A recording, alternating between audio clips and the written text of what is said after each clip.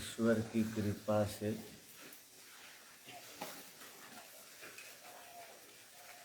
हमको यह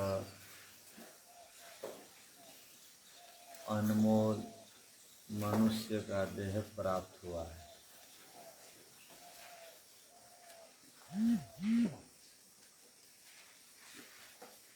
और वास्तविक ईश्वर के स्वरूप को समझने का भी एक बड़ा सौभाग्य प्राप्त हुआ है।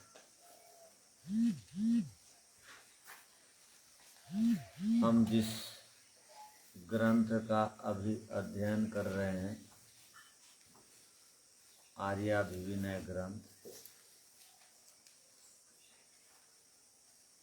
इस ग्रंथ के प्रथम प्रकाश के प्रथम मंत्र की व्याख्या में महर्षि दयानंद जी ने,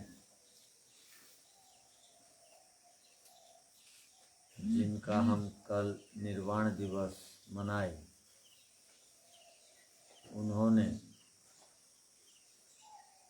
ईश्वर के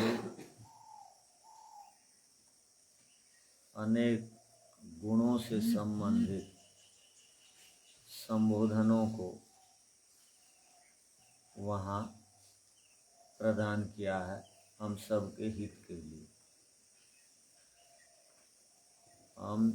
हम यदि उन ईश्वर के गुणों से संबंधित संबोधनों को, विशेषणों को भली भांति समझेंगे, हमारे में भी बड़ा परिवर्तन होगा, हम भी उन गुणों से युक्त हो जाएंगे। जो जिस स्वभाव वाले व्यक्ति के पास, द्रव्य के पास, पदार्थ के पास बैठते हैं, उस व्यक्ति के उस द्रव्य के प्रभाव से बैठने वाले भी प्रभावित हो जाते हैं। जैसे झरना के पास बैठने से हमारे में शीतलता आती है, अग्नि के पास बैठने से हमारे में उष्णता आती है, मिर्च का सेवन करने से मिर्च का गुण हमारे अंदर उतरता है। सज्जन व्यक्ति के पास उठेंगे बैठेंगे तो सज्जनता आती है, और दुर्जन के पास उठेंगे बैठेंगे तो दुर्जनता आ जाती है। मनुष्य का स्वभाव है ग्रहण करना। वो जिसके पास बैठता है, जो देखता है, उससे वो प्रभावित हो जाता है। वो ज्ञान की इच्छा रखता है, शायद ऐसा करने से शांति जीवन में आएगी क्या, समझता है और उन गुणों से युक्त हो जाता है।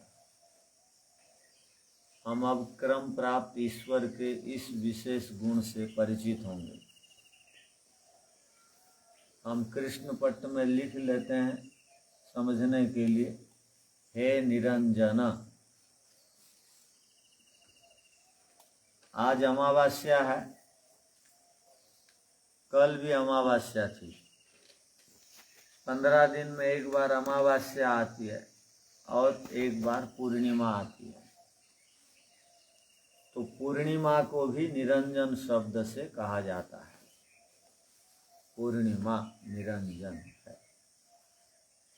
पूर्णिमा के समय जैसे सबसे अंधकारपूर्ण अमावस्या कल की थी, आज भी होगी। 365 दिन में से आज वाली, कल वाली अमावस्या में गहन अंधकार रहता है। सबसे अधिक तम का प्रभाव रहता है। इसलिए दीपक आदि जलाते हैं, प्रकाश की ओर जाने का एक संकल्प लेते हैं। और अंधेरा ठीक नहीं है जीवन के लिए, इसलिए प्रकाश की ओर बढ़ते हैं। जब नियमित हम जहाँ बैठते हैं अंधेरा रहता है तो प्रकाश देते हैं। जब अंधेरा बढ़ते बढ़ते जाता है, प्रकाश का प्रभाव नहीं पड़ता है, तो हम लाइटों में भी परिवर्तन करते हैं और प्रकाशित करने, बल्बों में उससे अधिक प्रकाश वाले साधनों का प्रयोग करते हैं। क्यों? अंधेरा को समाप्त करने। तो पूर्णिमा अंधेरा के विपरीत अवस्था का नाम है। निरंजन का अर्थ क्या है? जो पूर्णिमा को निरंजन क्यों कहते हैं? जो प्रकाश से युक्त है, सरल है, निष्कलंक है,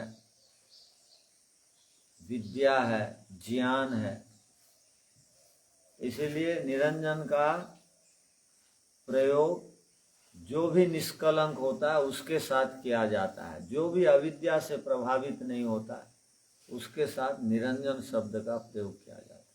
जो विषयों की ओर झुकता नहीं है उसके लिए हम निरंजन शब्द का, जो सरल है, जो पवित्र है, जो दोष रहित है, जिसको हम निर्दोष शब्द से पढ़ते हैं, उसको हम निरंजन कहते हैं। तो पूर्णिमा ऐसी है। हम लोग कहते हैं वो शिव जी जो हिमालय के राजा थे और महायोगी थे, उनका भी एक पर्यायवाची नाम निरंजन है, क्योंकि वो बेचारे भी सरल थे।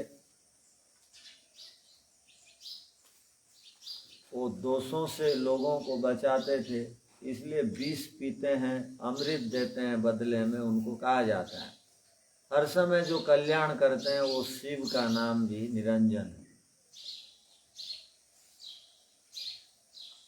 और किंतु यहाँ तो शिव जी का नाम निरंजन नहीं है, या पूर्णिमा का तो नाम नहीं है। यहाँ जिसके लिए हम निरंजन शब्द का प्रयोग कर रहे हैं, महर्षि दयानंद जी ने सत्यार्थ प्रकाश में भी निरंजन शब्द का प्रयोग किया है, प्रथम समोल्लास। ईश्वर के जो 100 से अधिक 108 नाम, 100 से अधिक वहाँ पर नामों का वर्णन है, सत्यार्थ प्रकाश प्रथम समोल्लास। तो वहाँ पर निरंजन शब्द को उन्होंने दिया है, और यहाँ पर भी निरंजन शब्द को उन्होंने लिखा है आर्याभिविनय में। यहाँ संबोधन के साथ है, वहाँ ईश्वर के पर्यायवाची शब्दों के साथ है ना।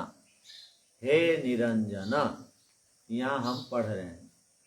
इस शब्द पर हम विचार करते हैं गहराई से, क्योंकि ये ऐसा एक शब्द है जिस शब्द को ठीक ठीक जान लेने से हम मुक्ति तक को भी प्राप्त कर लेते हैं।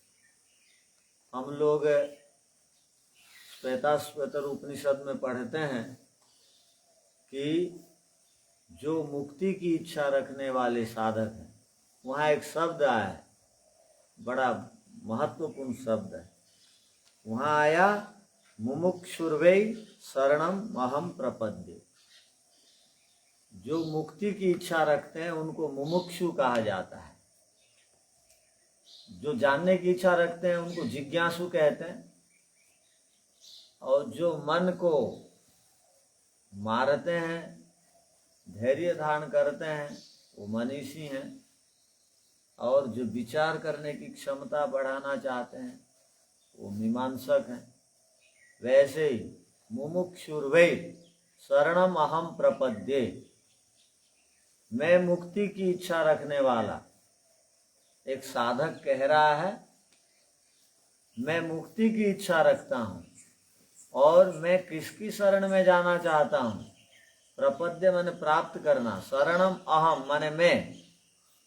अर्थात जिस प्रसंग में यह श्लोक यहाँ हम निवेदन कर रहे हैं, वो श्लोक से पहले एक पद है, ये मुमुक्षुर्वै शरणम अहम प्रपद्ये, मैं ईश्वर की शरण में मुक्ति की इच्छा रखने वाला जाना चाहता हूँ। क्यों जाना चाहता हूँ और ईश्वर को किस रूप में मैं मानूंगा तो मुक्ति को प्राप्त करूंगा। वहाँ एक प्रकरण है, वो प्रकरण में एक बहुत अच्छी बात बताई गई। क्या? निष्कलम निष्क्रियम। वहाँ जो बात बताई गई है, निष्कलम निष्क्रियम शांतम निरवध्यम, निरंजनम, कितने शब्द हो गए? निष्कलम, निष्क्रियम, शांतम, निरवध्यम, निरंजनम। उसके बाद बहुत बड़ी बात बताई गई है। संसार के लोग जो भी चाहते हैं, मुक्ति को प्राप्त करने की इच्छा रखते हैं, उनके लिए दूसरी पंक्ति में बात बताई गई, अमृतस्य परम सेतु दग्ध इंधनमिव अनलम, दग्ध ईंधनम इव अनलम। ये हम श्वेता श्वेतर में 6वां अध्याय के 19वें श्लोक को देख सकते हैं। दूसरी पंक्ति बताई गई, अमृतस्य परम सेतु दग्धेन्दनमीवा नलम। यहां पर निरंजनम एक शब्द आया। तो जो भी मुक्ति की इच्छा रखते हैं, क्लेशों से बचना चाहते हैं, दुखों से बचना चाहते हैं, जन्म मरण के चक्र से बचना चाहते हैं, ईश्वर को प्राप्त करना चाहते हैं, तो उनको ईश्वर को प्राप्त करने के लिए क्या करना पड़ेगा? तो वहां पर उपाय बताया गया है। ईश्वर को कहा गया है अमृतस्य सेतुम, परम सेतुम, मुक्ति का परम सेतुम। सेतु कहते हैं, परम कहते हैं उत्कृष्ट, सेतुम कहते हैं पुल को, ब्रिज को। हमको एक स्थान से दूसरे स्थान को जाना है, तो हम पुल के ऊपर से चढ़ के जाते हैं तो सरलता से पहुंच जाते हैं। घुमावपूर्ण रास्ता से बच करके, अर्थात बहुत दिन में जो ईश्वर को प्राप्त करना चाहता है अनंत जन्म के बाद, वो तो ईश्वर के इन रूपों को न जाने, और जो शीघ्रता से इस छोर से उस छोर प्राप्त करना चाहता है। श्री रामचंद्र जी आदि को जाना था रावण के राज्य में। रावण का राज्य का नाम क्या है? श्रीलंका। तो वो इस छोर में थे, उस छोर में जाना था। अगर घूम के जाते तो बहुत दिन लगता,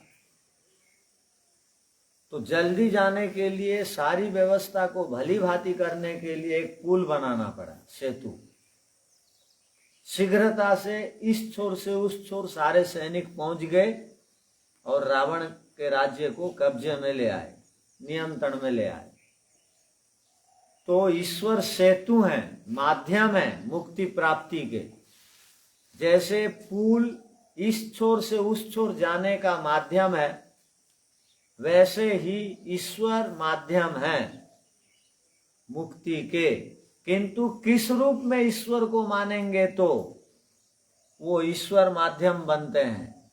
तो पहली पंक्ति में बताइए क्या कि कहा गया कि ईश्वर निष्कलम है। निष्कलम, कला रहित हैं, अवयव रहित हैं। कला कहते हैं अवयव को, अवयव कहते हैं खंड को, ध्यान रखना। अवयव कहते हैं शाखा डाली पत्तों को। जैसे पेड़ को अवयवी बोलते हैं, जैसे शरीर को अवयवी कहा जाता है, और शरीर के सारे हाथ पैर नाक कान इंद्रियों को, पेट को, पीठ को, लिवर को कहा जाता है अवयव शरीर के ये। वैसे ही ईश्वर निष्कलम माने निरवयवी हैं, अवयव वाले नहीं है, खंड खंड नहीं है ईश्वर, टुकड़े टुकड़े नहीं है, शाखा प्रशाखाओं में बटे हुए नहीं है। जो ईश्वर को ऐसा जानता है वो जल्दी प्राप्त कर लेता है मुक्ति को। और कैसे जानना है ईश्वर को? तो कहा निष्क्रियम, वो ईश्वर स्वयं क्रिया रहित हैं, उनकी अपनी गति नहीं है, वो कुटस्थ हैं, वो अपरिवर्तनशील स्वभाव वाले हैं। स्वयं की क्रिया नहीं है का अर्थ क्या है? जो हर जगह पहुंचा हुआ है उसको यहां से वहां जाने की आवश्यकता नहीं है। मैं हर जगह नहीं हूं, मैं कमरे में नहीं हूं, मैं यज्ञशाला में नहीं था, थोड़ी देर पहले कमरे में था, कमरे से यहाँ गति करके आया, क्रिया करके आया। किंतु ईश्वर यहाँ भी है और अमेरिका में भी है, इंग्लैंड में भी है, सर्वव्यापक है। ब्रह्मांड के एक भी अंश में वो नहीं है ऐसा नहीं कहा जा सकता है। तो ईश्वर क्रिया रहित हैं, कुटस्थ हैं, उनमें किसी भी प्रकार का परिवर्तन नहीं होता, इसलिए ईश्वर को निष्क्रियम कहा जाता है। और ईश्वर कैसे हैं तो कहा शांतम, ईश्वर शांतम है अर्थात अपरिणामी है, अर्थात विकार रहित है।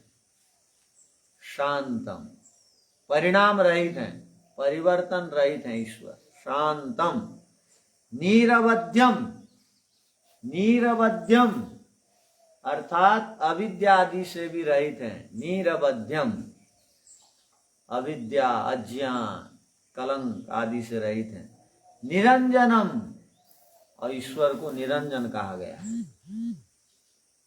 महर्षि दयानंद जी ने निरंजन का जो अर्थ लिखा है उसको यहाँ पर हम अब विचार करते हैं।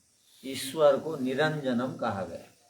यहाँ श्लोक में भी कहा गया और अमृतस्य परम सेतु कहा गया। ईश्वर को अमृत का उत्कृष्ट पुल है, माध्यम ईश्वर है। अमृत दिलाने वाले साधन है ईश्वर, मोक्ष दिलाने वाले साधन है।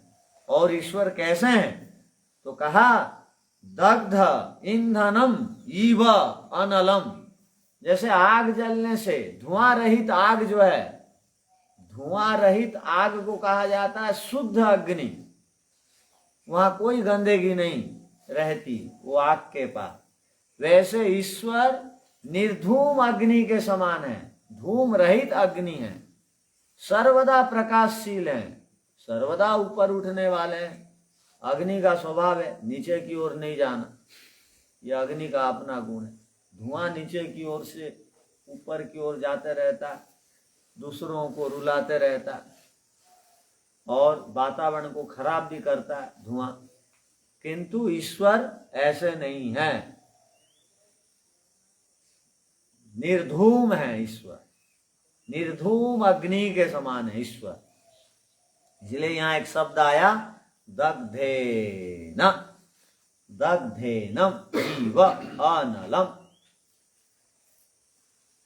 तो कहने का अभिप्राय इतनी बातें बता दी गई, साथ में निरंजनम ईश्वर को कहा गया। जो इन गुणों के ईश्वर के इन स्वरूपों को, जो इन स्वभावों को जानता है वो ईश्वर को प्राप्त करता है, कहा गया। अब हम निरंजन शब्द पर विचार करते हैं। अंजन किसको कहते हैं? नीर कहते हैं अभाव को, निषेध को, निषेध को कहते हैं। तो हम लोग धातु पाठ में एक धातु पढ़ते हैं, अंजु, व्यक्ति, मृक्षण, कांति, गतिषु। ये बड़ा महत्वपूर्ण धातु है, इसी से निरंजन शब्द बनता है। अंजु दीर्घोकार, अंजन माने क्या? अंजु, व्यक्ति, मृक्षण, कांति, गतिषु, यहां इतने सारे अर्थ हैं अंजन के। अंजन, अंजन का अर्थ क्या होता है? व्यक्ति माने प्रकट होना। मनुष्य अब व्यक्त रूप में, हम लोग, हम अब प्रकट रूप में हैं, शरीर आकृति के रूप में, हम अभी आकृति के रूप में हैं, ध्यान रखना। आकृति अर्थात हम स्वरूप वाले हैं, हम दिखाई देते हैं आंखों से। किसको दिखाई देते हैं? सबको दिखाई देते हैं। जिनकी आंख ठीक है वो देख सकेगा हमको, या जिनकी आंख खराब होगी वो उपनेत्र धारण करके देखेगा, तो भी जो नहीं देख पाएगा वो बेचारा दिव्यांग होगा, अंधा होगा, नहीं देख पाएगा। न तो व्यक्ति माने प्रकटित अवस्था को अंजन कहते हैं। व्यक्ति माने स्थूल रूप में दिखाई देना। अंजना अर्थात अंजु, व्यक्ति, मृक्षण, कांति माने शोभा, कामना, मृक्षण माने म्लेच्छाचार, उसको कुछ लोग भक्षण भी करते हैं। म्लेच्छाचार, म्लेच्छों के समान आचार, म्लेच्छों के समान आचार का मतलब क्या? जो बिल्कुल वेद रहित जीवन जीते हैं वो म्लेच्छ। मुसलमानों को भी कह दिया जाता है, वहीं गंदगी फैला देते हैं, वहीं पशु पक्षी काट देते हैं, खा जाते हैं। तो म्लेच्छाचार, म्लेच्छ जैसे व्यवहार, यहीं खाया पिया, यहीं सोच कर दिया, यहीं सब कुछ कर दिया, वो म्लेच्छ आदमी है, गंदा आदमी। तो ब्राह्मण भी यदि म्लेच्छ है तो उसके घर नहीं खाना चाहिए, और शूद्र भी यदि म्लेच्छ नहीं है तो उसके घर खाना चाहिए। ऐसा उड़ीसा आर्य समाज के जो मूल संस्थापक हैं, सबसे पहले आर्य समाज को उड़ीसा में जो लाए वो संस्कारक श्रीवत्स पंडा जी थे। वो जो है ब्राह्मण के घर मांस मछली लेते हैं बोल के जाते नहीं थे। और जिसको हम शूद्र कहते हैं, आजकल की भाषा में हम जो बोलते हैं, अलग अलग सरकार जो नाम दे दी है, ऐसी आदि ऐसे नामों से बोलते हैं, उनके घर वो जाके खाते थे। क्यों? उनके घर वो गोबर से लिपते थे, शुद्ध पूत रहते थे, तो उनके घर जाते खाते थे। और उड़ीसा के गंजाम जिला में छुआछूत बहुत है, ध्यान रखना, छुआछूत बहुत है। अनेक जिलों में है तो गंजाम में विशेष करके है। मैं जब गुरुकुल में था, छोटा था, तो घर जाता था तो मैं घर के बाहर ही मुझे कपड़े बदल करके अंदर लिया जाता था, क्योंकि ट्रेन में बस में हम जाते हैं तो चप्पल भी बाहर, पूरा चप्पल घुसा के कोई जा ही नहीं सकता। शौचालय जाएगा तो पूरा नहा के आएगा, ऐसी परंपरा थी। यहाँ तक तो स्नान करना ही पड़ेगा जितने बार शौचालय जाए, कपड़ा पूरा, यहाँ जैसे नहीं असभ्यता है नहीं। तो पूरे कपड़े उतार देते थे जो पहन के जाते थे, दूसरे कपड़े पहन के जाओगे अंदर। और पाकशाला तो संभव ही नहीं है, माँ जहाँ पकाती है वहाँ तो कहीं बाहर से आ करके जा नहीं सकते सीधे सीधे। मन पाकशाला की इतनी अधिक महत्ता थी, क्योंकि वहाँ पर पवित्र विचार से भोजन बनाया जाता था, क्योंकि भोजन से बुद्धि, मन, इंद्रियां सब प्रभावित होते रहते हैं, इसलिए उस स्थान में किसी को घुसाते नहीं। अब तक भी हमारे में ऐसी परंपरा है। तो कहने का अभिप्राय कि जो म्लेच्छाचारी हैं, जो गंदगी, इसलिए हम यहाँ पर क्यों वो इनको बोलते रहते हैं बार बार, वो पाकशाला को गंदा मत, वहीं कटोरी डाल, वहीं गिलास, वहीं ढक्कन खोल के रख दिया, वो बिना झाड़ू के काम शुरू कर दिया, ये म्लेच्छ जैसे आचरण, ये ठीक नहीं है। तो ईश्वर म्लेच्छ जैसे आचरण नहीं करते हैं। अंजन माने म्लेच्छाचार, और ईश्वर निरंजन माने म्लेच्छ जैसे आचार नहीं है, वो हर समय शुद्ध और पवित्र रहते हैं। तो मैं निवेदन कर रहा था, संस्कार श्रीवत्स पंडा ऐसे थे, ब्राह्मणों के घर नहीं जाते थे, और जिनको दूसरे लोग म्लेच्छ समझते थे नाम बोल देते थे, किंतु उनका आचरण ब्राह्मणों के समान था, उसके यहाँ वो जाते थे। तो कितना तप किए होंगे वो। तो ईश्वर के दृष्टि से सब समान है, ईश्वर की दृष्टि से हम सब ईश्वर की संतान है, ईश्वर की दृष्टि से हम सब समान हैं। तो सब समान है का मतलब क्या हुआ?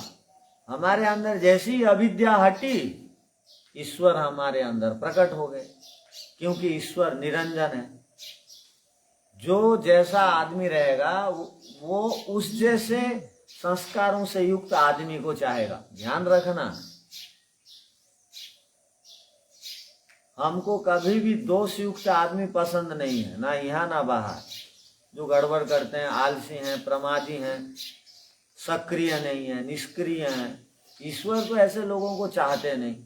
अकर्मा दस्यु, वो कर्म रहित प्राणी, वो दस्यु शत्रु हैं, वो समाज के लिए असामाजिक तत्व हैं, हानिकर हैं।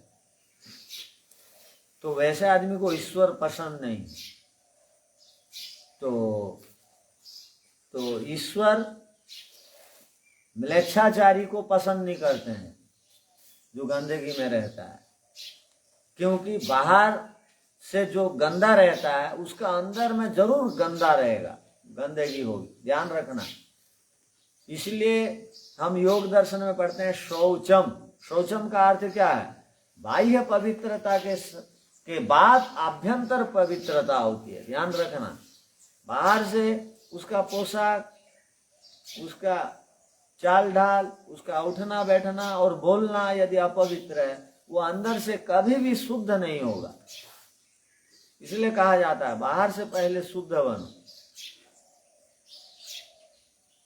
इसलिए यहाँ भी टोका जाता है, जो अशिष्ट रहते हैं, असभ्य जैसे उठते बैठते रहते हैं, उनको टोकते क्यों हैं? क्योंकि ये ईश्वर को भी पसंद नहीं है, ईश्वर का ऐसा स्वभाव नहीं है। और हम चाहते हैं जीवन में शांति और आनंद, और ईश्वर के स्वभाव को हम अपनाना नहीं चाहते हैं, तो ये दुर्भाग्य ही होगा हमारे लिए। तो क्या सूत्रकार महर्षि पाणिनि जी के अंजन सूत्र का अर्थ बता रहे हैं। वही अंजु धातु से नीर उपसर्ग लग गया तो निरंजन बन गया। अंजन का पहला अर्थ क्या था? व्यक्ति, प्रकट होना, स्थूल रूप में दिखाई देना, मृक्षण, म्लेच्छाचार आदि, कांति, कामना आदि, गति माने प्राप्त होना आदि। तो ईश्वर में कोई म्लेच्छाचार नहीं है, दुष्ट कामना नहीं है। कांति माने दुष्ट कामना नहीं है, और गति माने इंद्रियों से वो विषयों का सेवन नहीं करते हैं, वो विषयों की ओर जाते नहीं है। ईश्वर इंद्रियों को प्राप्त करके, गति माने जाते नहीं। तो ये सूत्र का अर्थ जो समझ गया, अब नीर लगा दो, उल्टा कर दो। माने अंजन का अर्थ इंद्रियों से विषयों को प्राप्त करना, अंजन का अर्थ म्लेच्छाचार बनना, अंजन का अर्थ प्रकट होना, अंजन का अर्थ दुष्ट कामना करना, और निरंजन का अर्थ क्या होगा? उल्टा। उल्टा क्या होगा? जो प्रकट रूप में नहीं रहते वो निरंजन है, वो हमारे जैसे स्थूल रूप में नहीं रहते हैं। निरंजन का अर्थ, पहला अर्थ क्या हुआ? जो स्थूल रूप में, प्रकट रूप में नहीं रहते हैं। नीर उपसर्ग जब इस धातु के साथ लग जाता है तब वो निषेध अर्थ को बताता है। जो व्यक्ति रूप में प्रकट नहीं होता उसको कहते हैं निरंजन। जिसमें म्लेच्छाचार नहीं है वो है निरंजन। जो दुष्ट कामना नहीं करता वो है निरंजन। जो इंद्रियों से विषयों की ओर गतिशील नहीं होता वो है निरंजन। देखो, धातु को जान लेने से अर्थ करने में कितनी सुविधा होती है। तो महर्षि दयानंद जी ने क्या लिखा? महर्षि दयानंद जी के 2 संस्करण सत्यार्थ प्रकाश के मिलते हैं। प्रथम संस्करण में और उसके बाद वाले संस्करणों में इस शब्द की 2 प्रकार की व्युत्पत्ति उन्होंने वहां पर, परिभाषा उन्होंने वहां पर दी है। देखो, पहली परिभाषा क्या है? अंजनम माया अविद्योर नाम निर्गतम अंजनम यस्मास निरंजन। माया नाम छल और कपट का है, और माया प्रकृति को भी कहते हैं उपनिषद में हम, किंतु यहाँ पर माया नाम छल कपट का है। कोई पुरुष को बोलते हैं हम ये माया भी है। रावण को कहा गया, रावण के अनुचरों को कहा गया ये माया भी है, अर्थात छल कपट करते हैं। वो मरीचि आदि, वो जो रावण के वंशधर लोग, ये सब मायावी थे। वो अपना रूप को बदल करके, वो मायावी था रावण। जब रावण ने देखा कि सीता देवी के गांव में, सीता देवी के घर में अतिथि यज्ञ होता था, रावण जानता है क्योंकि सीता देवी के पिताजी योगी थे। तो वो जब जाना इनके घर में अतिथि यज्ञ होता है और नियमित साधु संत आते थे। इनके घर, सीता देवी जी के घर नियमित साधु संत आते थे। वो रावण जानता है, क्योंकि रावण वेद और दर्शन का विद्वान है, इसलिए उसको दशानन कहते हैं। आनंद कहते हैं मुख। 10 मुंह तो किसी का नहीं होता, 10 प्रकार की विद्याओं में वो पारंगम था, इसलिए उसको दशानन कहते हैं। तो सीता किससे प्रभावित होगी? उनके घर में रोजाना साधु संत आते थे। तो सीता देवी घर की लक्ष्मी थी और घर का नियम था, कोई भी साधु संत आने से नमस्ते करोगे चरण स्पर्श करके, और पहले पानी पूछोगे, बैठने के लिए दोगे, भोजन पूछोगे, जाते समय उनको कुछ उपहार देके भेजोगे, फल मूल, कपड़ा लता, ये सब साधु संतों को दिया जाता था। यहाँ इसलिए जो भी साधु संत आते हैं तो हम कमरे खोल देते हैं और भोजन वो मांगते ही देते हैं। क्यों? कि तुम्हारे में भी ये प्रवृत्ति बने देख करके कि साधु संत वो किसी भी मत संप्रदाय का, कई साधु संत आते हैं वो गांजा वगैरह खाते हैं, तो भी हम क्यों स्थान दे देते हैं कि वो बेचारे कुछ तो त्याग किए हैं। चलो वो फुल पैंट फुल शर्ट नहीं पहने, गुरुकुल में पढ़ के भी लोग फुल पैंट फुल शर्ट पहन लेते हैं, वो फुल पैंट फुल शर्ट तो छोड़ दिए हैं। कुछ भी हो, आज के तारीख में फुल पैंट छोड़ना भी बड़ा त्याग है और दूसरों के लिए बड़ा प्रेरणाप्रद कार्य है। हमको पता है, तुमको पता है, 26 साल की उम्र में प्रोफेसर बन गए। अंग्रेजों के शासन के काल में भारत का एक आदमी सर्वप्रथम प्रोफेसर बना, वो था पंडित गुरुदत्त विद्यार्थी। अंग्रेज लोग किसी को प्रोफेसर नहीं बनाते थे। प्रोफेसर का अर्थ होता है सहायक कलेक्टर पद था अंग्रेजों के समय, और इतनी बड़ी यूनिवर्सिटी में प्रोफेसर बने वो, पंजाब यूनिवर्सिटी। उस समय हिमाचल, हरियाणा और दिल्ली और पंजाब एक प्रांत था, अलग अलग नहीं हुए थे, अब 4 प्रांत हो गए, वो एक प्रांत था। तो पंजाब विश्वविद्यालय के प्रोफेसर थे 26 साल की पहली उम्र में। तो वो जब प्रोफेसर थे, प्रोफेसर आज के प्रोफेसरों से कोई बात नहीं कर सकता, तुम वो अपने आप बड़े मानते हैं, और जो विद्या की महत्ता को जानता है वो बहुत, संस्कृत के प्रोफेसर बड़े विनम्र होते हैं, धोती पहनते हैं, भारतीय संस्कृति को मानते हैं, वो विद्या का अर्थ विनम्रता समझते हैं। किंतु आजकल बहुत सारे संस्कृत के भी प्रोफेसर है, हीन मार करके टाई पहन करके चलते हैं। अब जर्मन में भारत के एक प्रोफेसर को बुलाया गया संस्कृत का मंत्र उच्चारण करने। जर्मन में वो रिलायंस का नाम, अर्थात जर्मन में जो हवाई जहाज विभाग है उसका नाम भी संस्कृत में है। अब जर्मन शब्द को संस्कृत में उच्चारण करते हैं, तो जर्मन में दूसरी भाषा के रूप में संस्कृत प्रतिष्ठा पाई है। और जर्मन में भारतीय लोगों से उन्होंने संस्कृत सीखा, तो भारतीय संस्कृति पर एक को भाषण देने के लिए बुलाया गया। एक प्रोफेसर ईन मार के गए वहां पर फुल पैंट पहन कर, और बड़ी बड़ी लच्छेदार बातों को उन्होंने कही वहां पर। तो वहां के लोग बोले, आप भारतीय पोशाक, भारतीय संस्कृति के बारे में बोल रहे हो और आप स्वयं पहने नहीं हो। तो वो कितना लज्जित हुआ होगा वो व्यक्ति, वो प्रोफेसर। तो संस्कृत का अर्थ ही होता है संशोधन, परिवर्तन, अच्छाई। अब वो अच्छाई बाहर से पहले दिखाई देगी, वो भारतीय पोशाक से, उसके बाद वो अंदर कितना पवित्र है पता लगेगा। तो हम कहाँ से कहाँ जा रहे हैं कि हमारा परिधान कैसा होना चाहिए। तो गुरुदत्त विद्यार्थी को देखो, जो महर्षि दयानंद जी के मृत्यु के समय पास में थे, वो नास्तिक थे, प्रोफेसर थे, उनका भी अभिमान रहा होगा, ईश्वर को नहीं मानते थे। वो मानते थे कि कर्म से आदमी बड़ा हो जाता है।